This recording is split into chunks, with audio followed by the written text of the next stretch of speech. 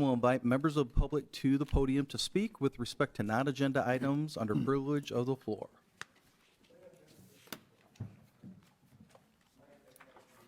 Good evening.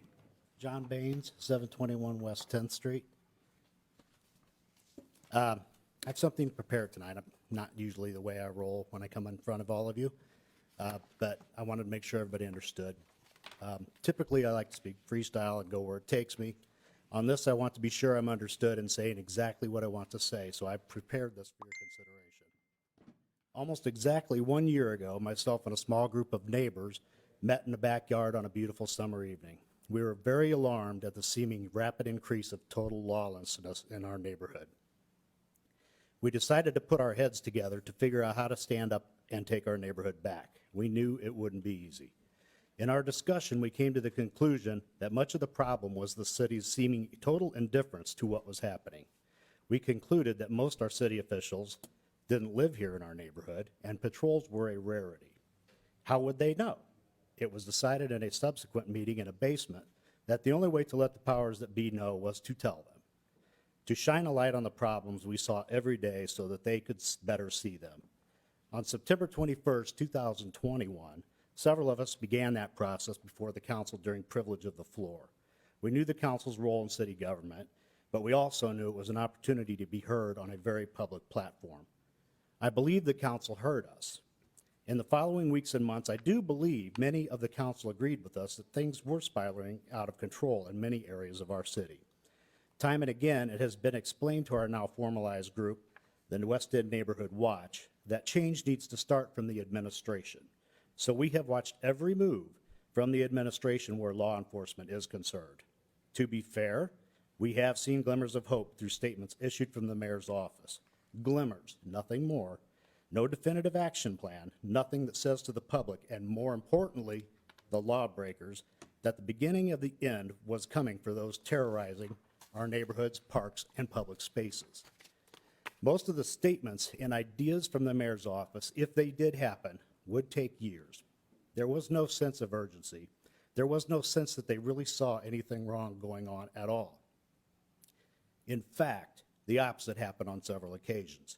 It's explained that Mishawaka is safe, that the offenders weren't from Mishawaka. I fail to see why that matters. The mayor even touted a small drop in overall crime in his state of the city. Total denial still seems to be pervasive in the administration. They have horse blinders on, and all the administration can see is the next building project, the next big opportunity to slap together more bricks and burn through more mortar. With building projects and the opportunity to acquire more property to build the next big thing, the administration can move very fast and excitedly get before the press to announce it and talk about it. You all likely have an instance in your head of that very thing as I speak it. The old Dodge property, the Cam's Island Apartments may come to mind, but there are many smaller ones over the last year as well. The justification was that they were an eyesore, a source of constant problems, and frankly that they needed to strike while the iron was hot. When it comes to the Riverwalk area, every effort is made to keep developing that as much as possible. The administration's collective heads are put together and a plan is spit out with blazing speed. Our group predicted, and I said before the council, that if crime isn't addressed in the near downtown areas, people would begin to be afraid to utilize these expensive facilities because that crime wouldn't be contained to just the neighborhoods around those parks and public spaces. That has begun to be proven true due to the administration's lack of urgency and, I believe, sincerity. To address crime in the near downtown areas, people are starting to stay away. Say what you will about social media, but it's stated over and over again that people won't take their kids to the river, to the parks anymore. Mary Gibbard, Central, Battelle, the Riverwalk, Merrifield Pool have all had increasing problems, very public recently, in the years since our group first met in a backyard on a beautiful summer evening. On another very beautiful summer, recent beautiful evening, a promising young woman, a St. Joe County officer, Rima Harris, was gunned down in what is best described as an anomaly in a statement by the Mishawaka Police Department. 2 days later, another anomaly happened on 8th Street. Thankfully, not as extreme. The mayor's office has been silent. The fact that the mayor's office haven't even issued public condolences to this woman's family is deafening in its silence. It screams to me what I have suspected for quite some time, denial. And when you can't, keep your trap shut. I suspect the mayor's office attempts to keep as much crime as possible out of the public eye because it's bad for business. My rational side understands that motivation very well. It is bad for business. Crime is horrible for business. We only have to look to our west to see that. My irrational side is where I live, quite literally. I live amongst those who are causing our increase in crimes.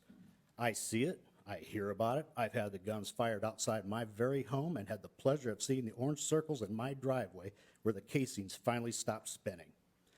Coupling the rational, irrational, and hearing from my neighbors about their fears and concerns, I can only conclude that business will suffer.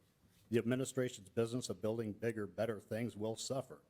That which has already been built will suffer. Much more importantly, the people will suffer. Their suffering has been ignored and unfortunately even derided by the mayor's office. Yes, I have ears to hear, and I've heard the whispers. It's really not a secret. A group that pledged to help has in fact become the scorn of the administration. Again, my rational side understands why. To shine a light on crime is bad for business. Shining that light, I consider my business, and business is good. I wish I couldn't say that, but it's true. I know many in our many in our group don't want to take this on every single day, but we do. Barely a day goes by that we don't have an opportunity to shine that light. I hope the day comes I can put that spotlight away and close up shop. In an effort to bring that day closer, I am once again calling on the mayor's office to use that sense of urgency they clearly can muster when they want for the purpose of protecting our people and the people's investments, our homes, our parks, and public spaces. I'm not just calling on the mayor's office, though. I'm calling on the council.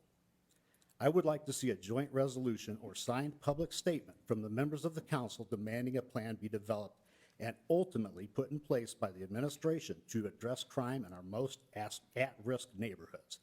What leverage the council decides to use to make that happen, if any, is up to them.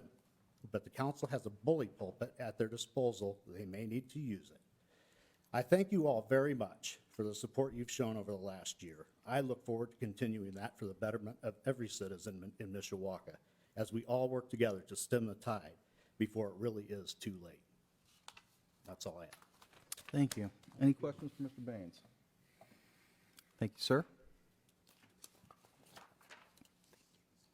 You read my mind. I was going to ask you for that, John. Thanks. John, can you Is there anyone else who wishes to speak under privilege of the floor? If so, please come forward. can you email it to me? Oh, sure.